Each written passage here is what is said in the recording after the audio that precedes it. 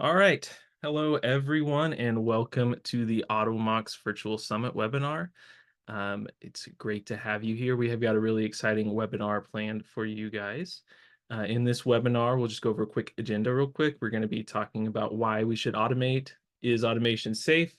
Then we have one of our customers from the city of Aurora. We're going to kind of go through some automation myths with them and see how they utilize worklets. Then we'll see how you can utilize worklets to enable low code and no code solutions and how you can kind of trigger worklet workflows. And then at the end, we'll have a wrap up question and answer session.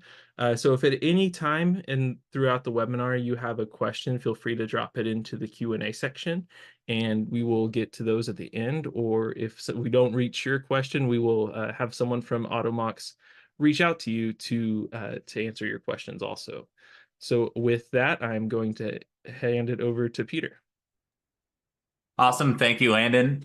Super excited to be with everybody today talking about automation, showing you how it works and debunking some of the myths around it. But first, I wanted to start by just setting the stage and discussing at a high level, like why automation and what are some initial steps that you can take today after this webinar to embark on your journey if you haven't already, or perhaps double down or kind of increase the things that you are automating already. So I think I'll start by just framing the conversation. At the end of the day, right?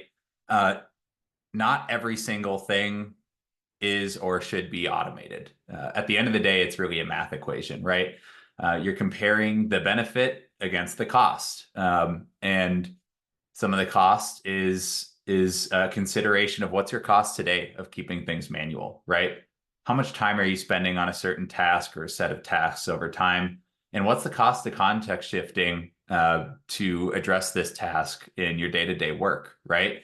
The other really important thing that a lot of our customers didn't initially consider was actually the potential for off-hours work if you don't automate things.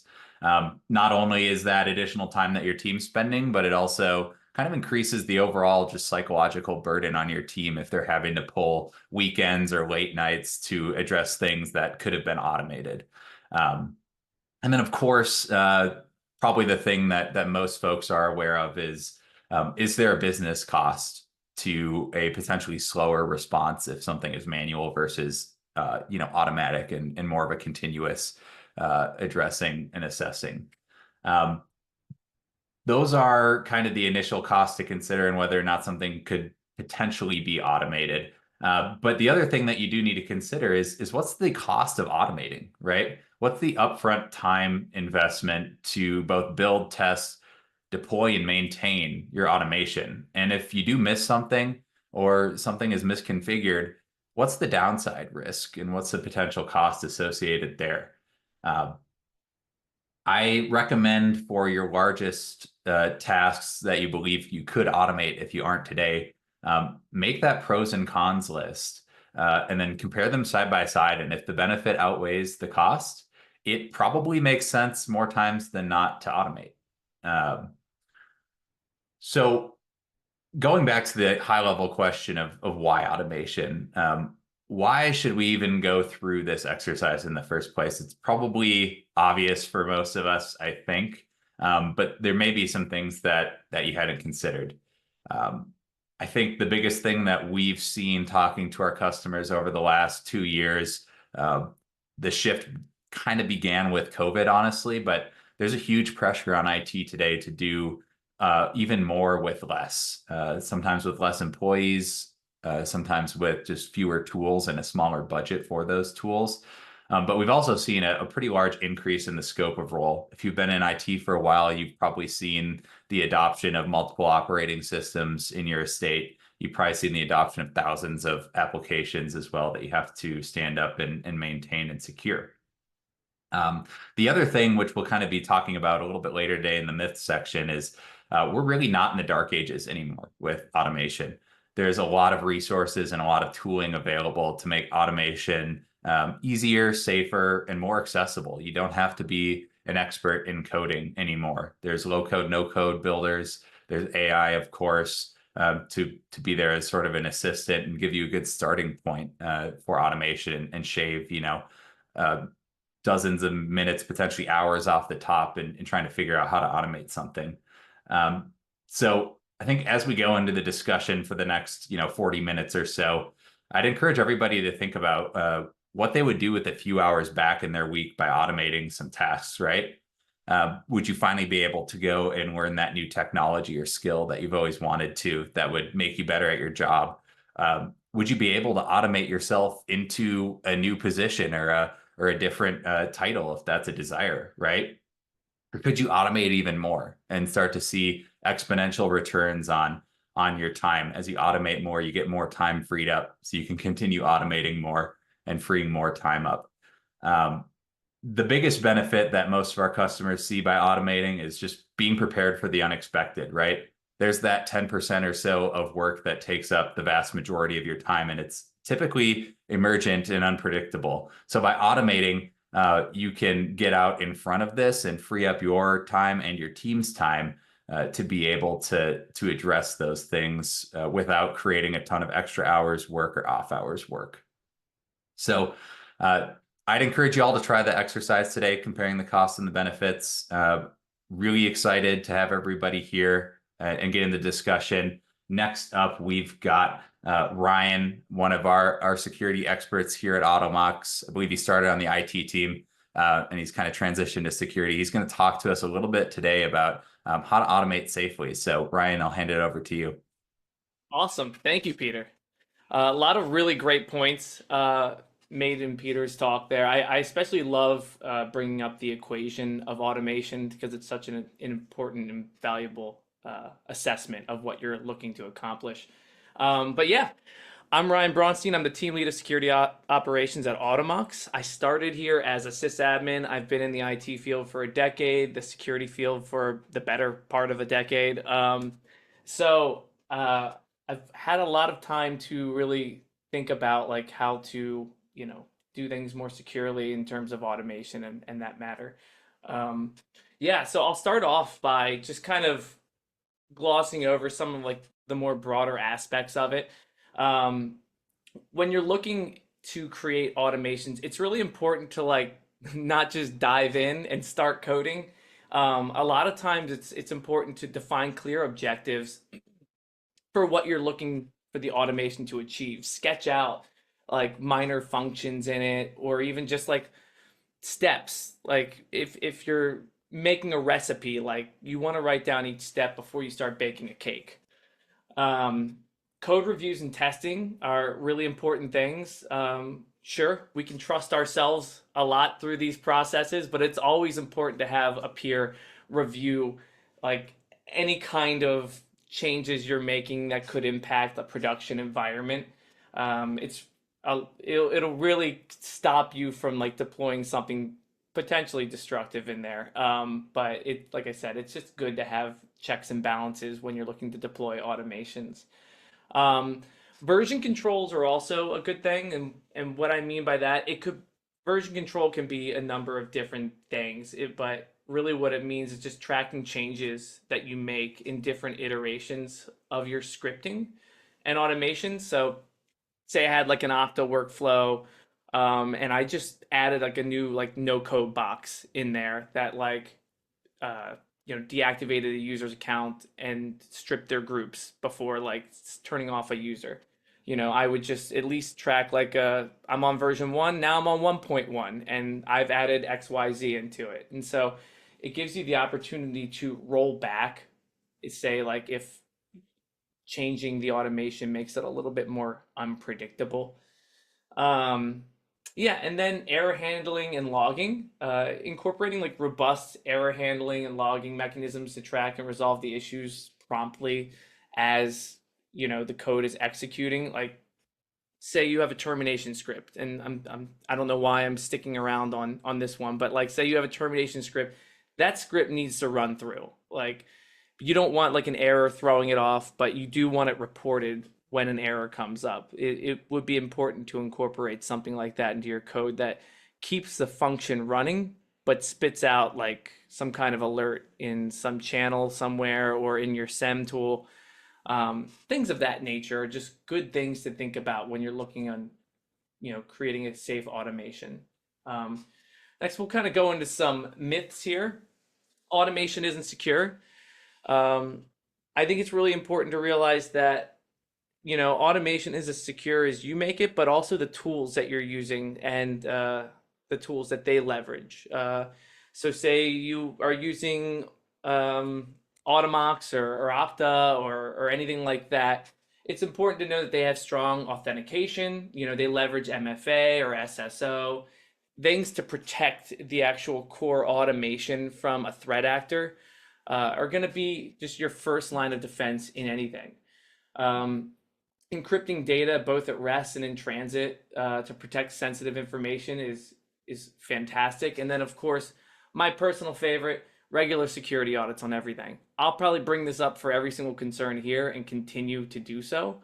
Um, it's just so important to audit these tools. A lot of people are always concerned that automations are going to automate them out of a job. However, there's always going to be a need for people in the automation process. It's just more important to lean on that automations are predictable. Humans are not. And then automation can allow bad actors access. Once again, like it's just not true. Properly configured automation doesn't inherently increase the risk of unauthorized access. Things like RBAC controls and scoped roles within an automation platform are super important. Just controlling who has access to what. You don't want someone who doesn't necessarily have an understanding of how to code and Python on endpoints to have access to rewrite those scripts that are set to like a scheduled runtime. And so you would typically scope them in a role to where they can read those things or view how they react with computers, but not have admin access to edit them. Once again, regular audits of those sort of things and monitoring how it affects your team is really important, and understanding auth logs as they flow into your SEM tool will help you kind of keep on top of bad actors accessing things. I think something that I found really fun to automate was a service desk automation. And basically, whenever somebody's submitted a ticket, it would hit one of our platforms, and it would enrich the identity around that. And so it would take an identity that we have and look at like known locations that they've logged into or attach devices to their names, and things like that can allow you to really harden your security posture around threat actors getting access to a console or submitting like an automation ticket or something through a service desk. Yeah, and then network segmentation. If you have an internal network and you have people working where you're at, you keep your endpoints on a different VLAN, or firewall rules control the flow of traffic between different network segments, so that say like you push out an automation and something happens on your endpoints, it's not affecting your production servers, it's not affecting anything of that nature. So yeah. And then the other myth I have is PowerShell and other scripts can be compromised. And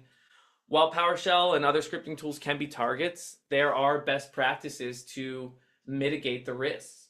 Regular updating your scripts and their dependencies can really protect your organization against vulnerabilities, because that's really what a lot of threat actors prey on, are these out of date legacy requirements that some of these scripts leverage. And it's just really important to implement that in a patch management process. Using sign scripts is a great way to protect your processes and ensure that they're coming from your environment. So say we're using like Automox to patch something, like they support code signing in their certificates, and there are a lot of other tools out there that you can manually implement that process into your scripts as well. It just really depends on your environment, but signed scripts are great. And then locking down your execution policy in PowerShell scripts to only signed scripts. And I think you can even make it drill it down a little further to only like leverage certain signatures and of that nature. You could enrich it a little bit further before allowing it to run. And then, as usual, once again, monitor for unusual activities. It's going to be like your core thing. Just because you automate something doesn't mean you just look the other way. You set up alerting and monitoring around it. Um, yeah. And here's just a couple of bullet points on like how to just safely automate. This kind of covers everything that we went over. Secrets handling, I think, is the one that I didn't really talk about too much. If you're using something like GitHub Actions, even the Automox console, like any of those tools out there, find a way to do secrets handling. You do not want to hard code secrets into your scripts. Say like you could just put something that hits like an AWS secret, or a 1Password, or anything like that. Like I said, some tools natively support secrets handling, but there are ways for you to script secrets handling, and keep it from being hard coded into your scripts. So always protect the crown jewels. So yeah. And yeah, like Landon said, properly configured automation can be more secure than doing a task manually. And that is because automations are predictable, humans are not. Automations are consistent, humans are not. God forbid I wake up on the wrong day and I don't have coffee in me and I just full send something into an environment. I won't know what that can do. But I do know that if I send in a properly configured automation, it will at least run as intended. So, yeah. And yep, then I will pass this onward to Peter. Thanks, Ryan. Great info there for folks who are considering automating things or are automating things and maybe getting some pushback, whether that's their own internal voice in their head or a security team or leader on their team. There's a lot that can be done to kind of address those security concerns around automation. So we've heard some great things from Automoxers, but this is, I think, going to be my favorite segment based on a couple of rehearsals. And I hope everybody is paying attention and ready for this discussion here with Matt Parker. Matt is one of our Automox customers, actually, and he is a security analyst at the city of Aurora in Colorado. So really happy to have Matt with us here today. Let's just start off with a quick intro, Matt, of your job and your current role at the city of Aurora. Well, I started with the city of Aurora around 24 years ago, with the help desk, and eventually became an analyst for them, handling environment-wide issues like software pushes, bare metal imaging. Then I moved over to the security office about a couple of years ago, and I've been playing with Automox for like 4 or 5 years now, and used it to modernize and automate our Windows patching environment, because SCCM was doing a horrible job doing it, which we found out. So, been a happy Automox customer. Not only they helped us with our Windows patching and automating that with their scheduled policies, but with the worklets they've been able to provide us, either through the community worklet catalog or through direct requests I put through my account management team. Awesome.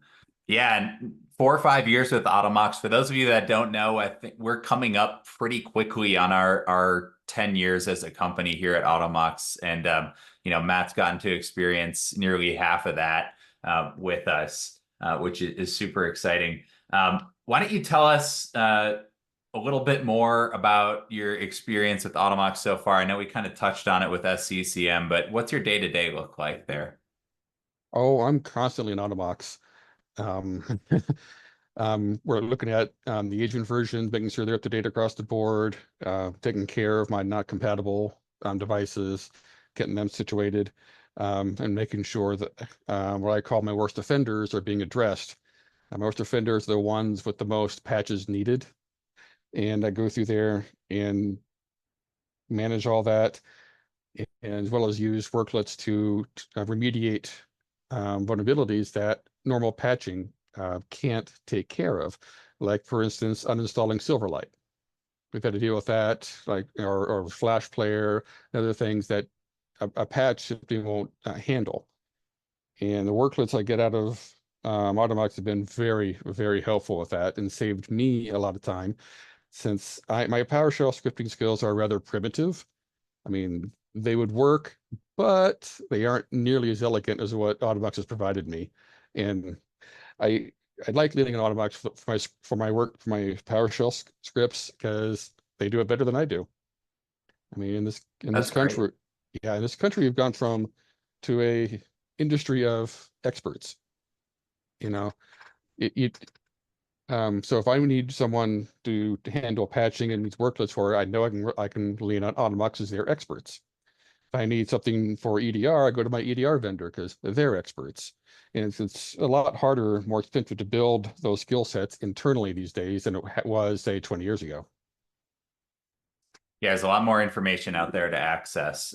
For those of you that are listening in on the call today that are not Automox customers, worklets are kind of our branded term, for lack of a better word, for script-based automation. So for Windows, that would be PowerShell-based scripts, and then for Mac and Linux, that's all Bash-based scripts. And you can write them yourself if that's something that you're interested in doing, but we also have a catalog of worklets here. I think we're up over 340 at this point, just pre-made solutions. We have a team of experts here that are all former admins, security experts, and scripting experts, honestly, that have extremely thorough coding and scripting in the worklets to do that error handling that Ryan was talking about earlier. So that's great. Thank you so much for your intro, Matt. And today the discussion is going to be a little bit of debunking some myths that folks may have. That we're going to probably get to about half of these is my guess. We're going to start with what I see as the most pervasive myths out there. So I think let's go ahead and jump in here. The first myth that I've run into with a lot of prospects and customers talking to them is that automated processes are more expensive. Matt, what is your take on that one? Not so much, because it ultimately the cost savings in time and effort on our part, that relates directly to allowing me to do more. So I mean, so they aren't paying me.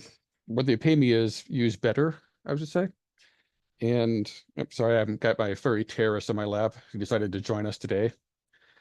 But automations actually do end up saving us time, and saving us time saves us money. So I mean, but to build a worklet PowerShell script that I got from the community catalog by myself would have taken me days. Instead, I just go to the community worklet, find the policy, and take a look at it, give it a quick look through and see how it works, and go, yep, this is what I need, and pull it down and start using it. It saves me hours, if not days, of development time. And that's time I could use on other projects. And I can turn around and use that policy almost right away. Most of them are pretty specific. Some of them are have variables you can dial in, like for like a generic uninstall worklet that they have. And it's I do lean on that catalog pretty heavily. And so, yeah, the automation would definitely save you in the long run. Yeah, and I think that's a great segue. The reference there to other projects. Another one that I've seen a lot of media coverage around, especially with AI's kind of rise to hype over the last year or two here, is that automation is going to steal your job. You're going to automate yourself out of a job. What do you think about that potential myth? Short answer, I believe it's debunked, honestly. Um, Long answer, security offices tend to be understaffed pretty much everywhere. I know mine is. And because I'm a team of one, but I feel like I need to be a team of three. So automation helps me bridge that gap until we can get the warm bodies in. But security officers, like I said, tend to be understaffed, may not have all the resources they need, tool-wise, resource-wise, to get tools, because security is expensive these days. There's no getting around that. And I was talking to my CISO not too long ago, and it said it's a lot of automation. It's kind of like the 80-20 rule. You try to get 80% automated, and then you work on that 20%. But being understaffed, it feels like those numbers are reversed. I have 20% managed and automated and working fine, and I have 80% that's still coming at me, because whatever I automate, it works, and I can put it aside.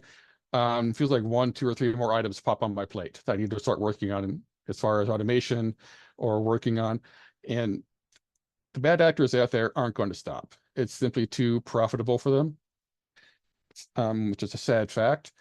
So we will always have a job. I mean, they will always come after us. We're always going to want to protect our data and the money of our organizations.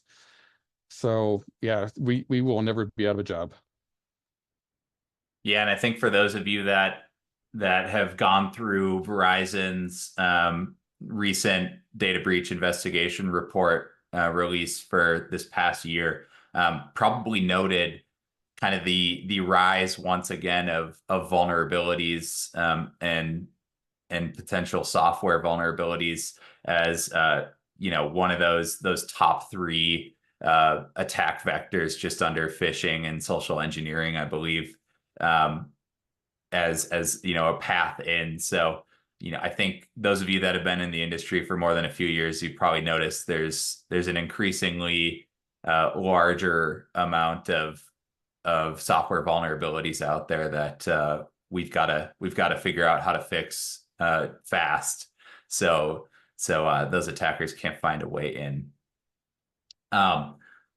The next one that I want to discuss is I think a great topic for you, considering kind of your usage of worklets, and that's the potential myth that you need formal training or you need to be an expert in scripting or coding to be able to excel at automation and automate things in a production environment. What's your experience been there? Yeah, as far as formal training, you really don't need it. It's nice to have something like I said, I have primitive PowerShell skills. So when I see a worklet from the catalog, I can scroll through it and get a good idea of what it's doing. I may not fully understand every piece of it, but I understand generally what it's doing. I'm going, but see, you don't need to be an expert, because we tend to rely upon experts for this. And what you do need to know is your own environment, your processes, your tools, your consoles, and so you can know what to automate intelligently. Automation should not be just for automation's sake. You should not fall into the trap of, oh, something new and shiny has shown up, and jump on it right away. I'm going to pick on AI for a second. For me, I'm waiting on AI. I believe it's somewhere between alpha and beta testing, and I'm going to adopt it when it's in full release, kind of thing. But don't get me wrong, I feel automation has a lot of potential to help us out, to create automations for us. Because one piece of automation I would like is a vulnerability gets detected on an endpoint, that gets passed over to Automox. Automox says, oh, this device has this vulnerability. I have this fix for it, and implies it. So that I don't have to keep manually going back and forth between 2 consoles and try to get these things squared away. But you have to know what's going on in your own environment and your own processes to automate intelligently. If you automate something that isn't going to help you, or it's just to automate it, it's not going to do you all that much good.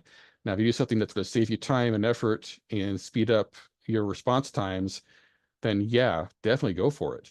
But you do have to know your environment. Then you rely upon the experts, either in-house or with a vendor, to help you get where you need to be. Excellent. Yeah, and speaking of experts, that's a great transition to our final question in the segment, and that's what your belief is around the potential myth of automation processes take a long time to set up, and it's usually not worth the trouble. What's your take there? Well, it does take time to set these up because, as previous speaker alluded to, you got to make sure that these things are doing what you need them to do, and that they are safe and secure. So there is some front load time to get the automations in place. But with these tools these days, that's the time of the development time and implementation time has decreased drastically. But I've been in this business for like 24 years now, and I've seen like these integrations going off in days instead of weeks or months.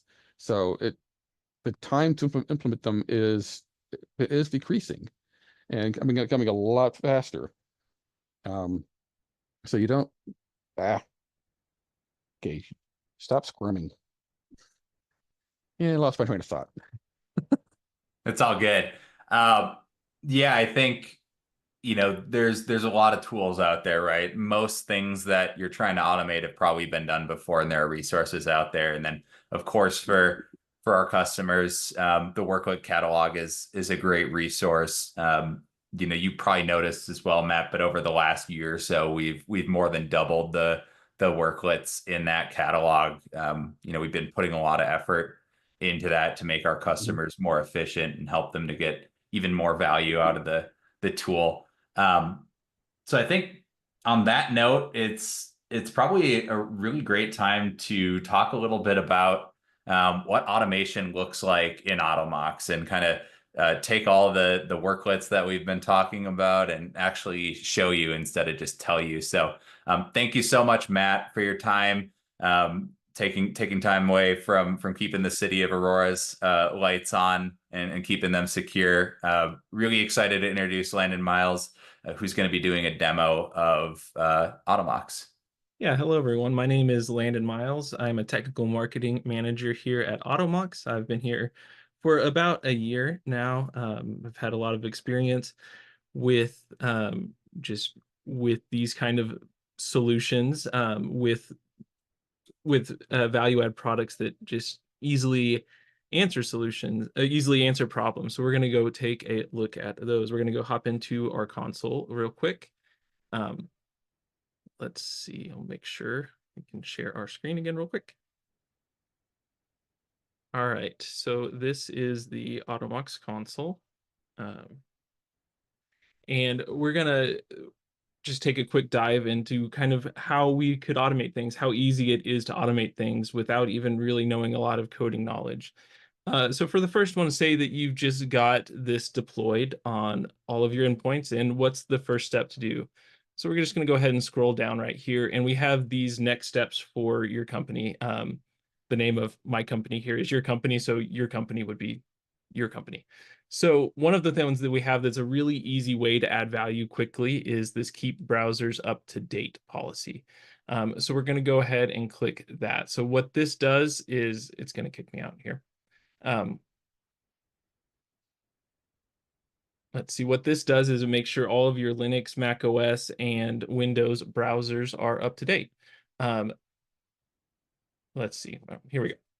So keeping browsers up to date with, especially with some of the 0 days that have come out in the last couple of months around Google Chrome or other browsers, is crucial, and it's a very low lift to do. However, it is something that would take a lot of time to go around to each of your endpoints and make sure it is automated, or make sure it's up to date. So with this one, this is a keep browsers up to date policy. It's one that we have pre-built in here for you. So the packages that will be updated are Google Chrome, Firefox, Microsoft Edge, Safari, any of those within that defined package. And the nice thing about this is that you can push it to all of your endpoints. So whether it's Mac OS, whether it's Linux or Windows, we can associate some groups with it. So we'll put our Mac OS workstations, and our Windows workstations on here. So our Linux servers don't necessarily have a web browser on them since they're command line. So we're going to just go ahead and click associate with that.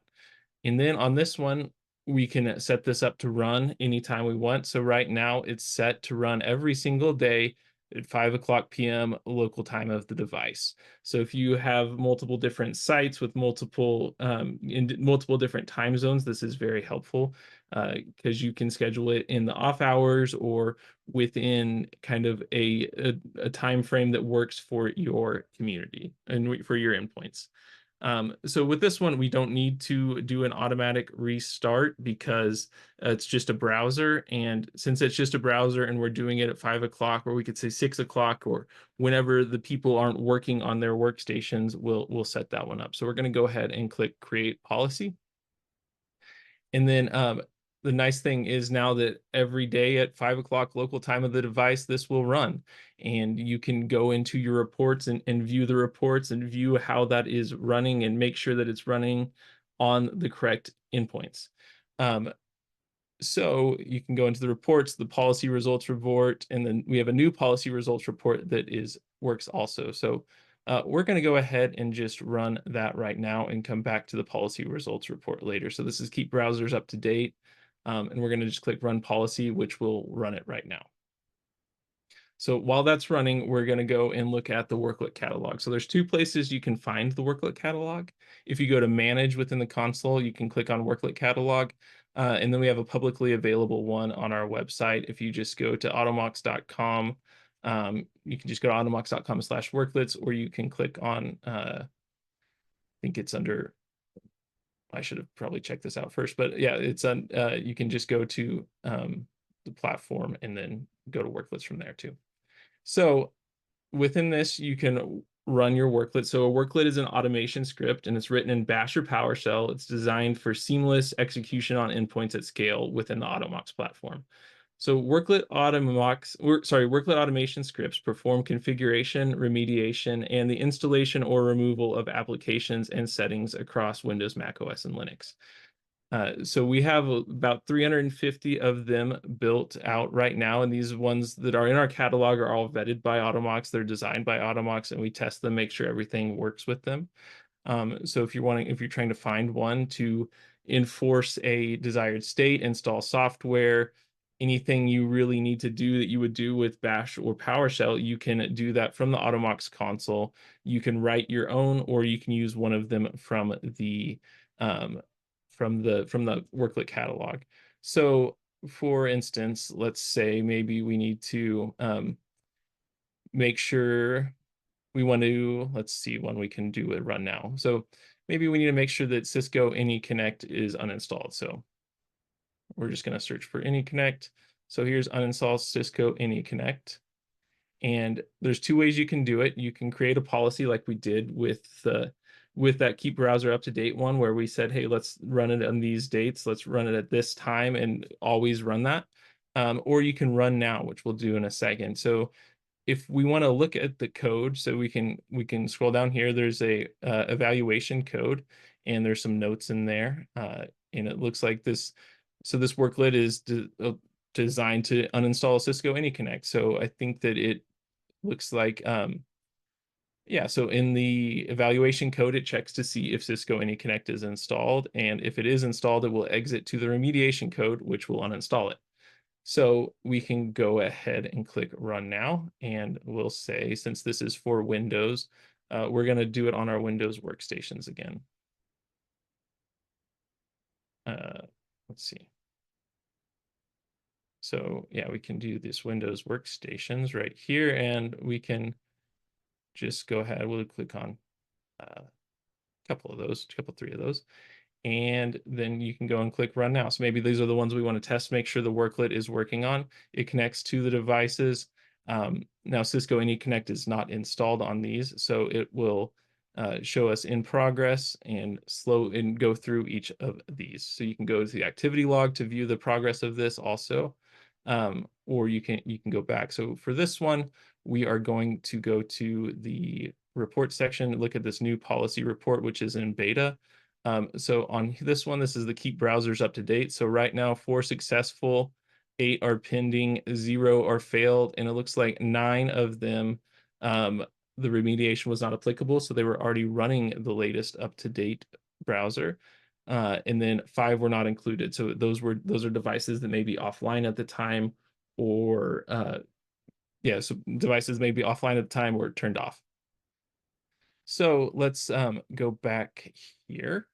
So how do we automate? How do we think about automating? So the nice thing is that to think about automation, it's rather simple. So um, what we like to do is say, hey, just keep a notebook and write down things that you're doing over and over again. Identify the steps and parameters to solve the problem, and it's a logical flow. So this input happens, I want this output to happen.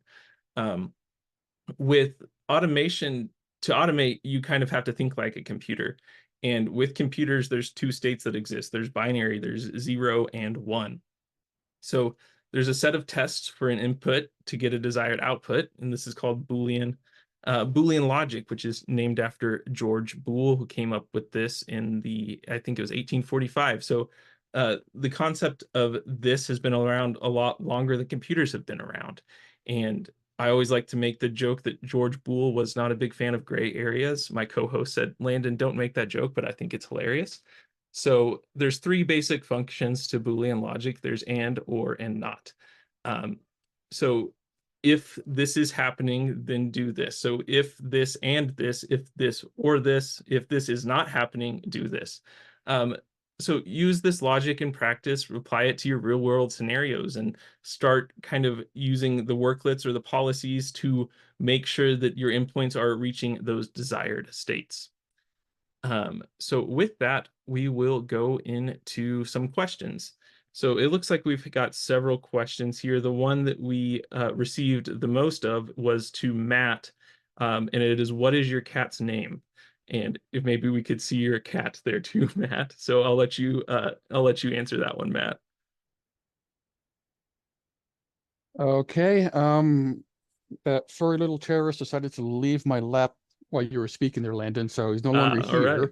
here. But his name was Loki. My son actually picked him from a shelter. He claimed his name was Loki. We suspect he renamed the cat to Loki, Ah, I see. and he kind of lives up to his name, a little bit of mischief maker. And he's very insistent when he wants lap time and pets. He will come down to my chair because he knows where I work. He knows I'm a captive audience, so to speak, and he will come after me and meow, meow, meow, jump up on my table, climb straight into my lap, and or force his way in there, kind of thing. But we have five of the furry little terrorists in our house, and he's probably the most pushy of the five. But I see it's one of the nice benefits of working remote, working from home. We can have access to our fur babies like this. Ah, good to hear. Good to hear. The next question was, is there a streamlined way to use a worklet to force shut down an application and link to a policy which updates that application? So there's several ways to do that. You could write your own script. The other one we have, let's see, we have a worklet that will terminate processes. I'm trying to find that one real quick. Yeah, so we have kill open processes. We have that for Mac and Linux and Windows also. So if you wanted to do that, you would need to kind of know the process ID or know which process you were wanting to stop. And then you could run that and then have it trigger the update after that in your PowerShell. You could kind of modify it to work that way. Peter, is there anything you want to add in on that one? No, you crushed it. Nothing to add on my side. Sounds good. And then the next question was, how often does the worklet catalog update with new worklets? It says, I'm always looking to see which ones are new and how they might automate my job and make my job easier as a security analyst. Wow, Ashley's ears probably perked up with that one. We have a monthly customer newsletter that we send out that should be hitting your inbox if you're an Automox customer. And in that we detail, any product changes, and that is inclusive of new worklets in the catalog as well. So big plug there. If you're not sure what email it comes with, you can type a question and we'll let you know so you can make sure that's OAuth listed. Yeah, and also we are constantly, I think we update it we push an update every single day to the console. Sometimes those have worklets in them, sometimes they don't, but we're constantly making new worklets. Multiple per week are kind of still being pushed out, so it's a really exciting time to be using those worklets also. Let's see. Got a lot of questions come in. It says, can you create an automation to schedule a reboot based on which servers are labeled as need a reboot? Peter, I'll let you answer that one too. Yeah, so we have a number of different reboot worklets for folks to take advantage of across Mac and Windows as well as Linux. So you should be able to get your use case met through one of those. If it's just a single device, for example, some folks with servers are very specific and they want to be able to do that 100% manually. We can handle that as well on a device level. All right, and then it looks like we have some questions about patching in Mac OS, and kind of what the best practices are around that, and notifying notifying the users on which programs need to be patched. So with that, since Apple has some kind of further restrictions around notifications than Windows or Linux does, there is a special process that you need to do to kind of create a secondary user on that that it walks through in our documentation for installation. And once you get that up and running, it should work. Peter, is there anything you want to add on that? I know we've been doing a lot of work on the Mac OS notifications lately also. Yeah, Mac OS is always a fun one. I think those of you that have been around for a while have probably run into, an Apple caused problem at one point or another with managing. But generally we do quite a good job there. If Ryan's still on, I'd be very curious to hear his perspective, as I know he's got a lot of hands-on experience. We're mostly a Mac shop here at Automox. Yeah, are we talking about the reboot command one or which one? No, just notifications and well, both. Yeah, so reboots and notifications to Mac OS endpoints. Yeah, so we leverage that here as well. We kind of we actually give people like a three strikes warning. So strike one, like you get it, like, hey, this needs to be rebooted, and then strike two, it's like, hey, you really need to reboot this. Like, and it sends out the notification, and I'm sure Landon and Peter can probably attest to this.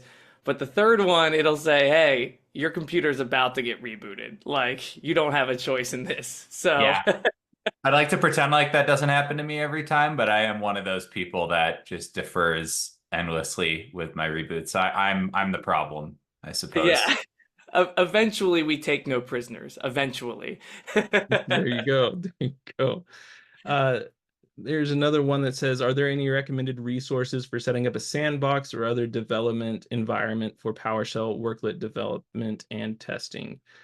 So the nice thing about these is that you can the PowerShell scripts are centralized to the Automox platform, and you can really target which ones they're going for. So we always recommend setting up a virtual machine or an environment that kind of is not your employees, it's not your production environment that you can test these on. So whether that's in the cloud or whether that's with some old hardware you may have laying around, it's very beneficial to just have a system that you can play with and not really have to worry about taking down anything else. Um, and then Peter, Ryan, is there anything else you'd like to kind of add in on that one about sandboxing? Yeah, from my perspective, what I've always done is I actually have a test group of devices that's representative of my environment, and I'll target that test group or that tag on devices with policies to test them, and then go and review in the activity log what happened. Yeah, I do the same as Peter. Like sometimes we use like a group of VMs, sometimes we use a group of AWS workspaces. It really depends what kind of environment we're trying to test with, but we always have like like at least a group of five because it gives us a good percentage of failure rate. So, yeah. Yeah, all right. Well, thank you guys. And then let's see. It looks like there's also a question about worklets for installing IP printers that are not using a print server. I believe we do have that. We'll just go to the worklet catalog real quick. Actually, it's the top worklet which is great. So since it starts with A, so yes, this one is for Windows, and it adds a network printer. I think it does that by IP address. And the other thing you can do is, the nice thing is that if that is not what you're needing, we have other worklets, or you can go in and create your own worklet. If you're like, hey, this is the PowerShell script I use to do it every single time, you can create a worklet for that. So we say create worklet policy on Windows.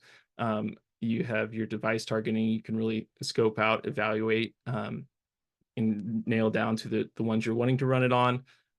And you can have your remediation and evaluation code. We have a lot of documentation on our website about those exit codes and how to write those properly too. But other than that, it's just PowerShell or Bash that you would need to do on that. All right, Peter, were there any other questions you saw in here that you were wanting to answer? I think we've got time for maybe one or two more. Sorry, Yes. I'm a really Oh, you're slow good. learner. No, no, I think there's a couple that I'm in the midst of typing out answers to. If we didn't get to your question, we do get a list of questions that we'll be able to kind of get you answers on asynchronously. All right, sounds great. Well, thank you so much, everyone, for joining our webinar. And as Peter said, if there are questions we didn't get to, we will have someone reach out to you on those also. And thank you so much. And I believe a recording of this webinar will be made public here in the next couple of days. So thanks, everyone, very much for attending, and we will talk to you soon.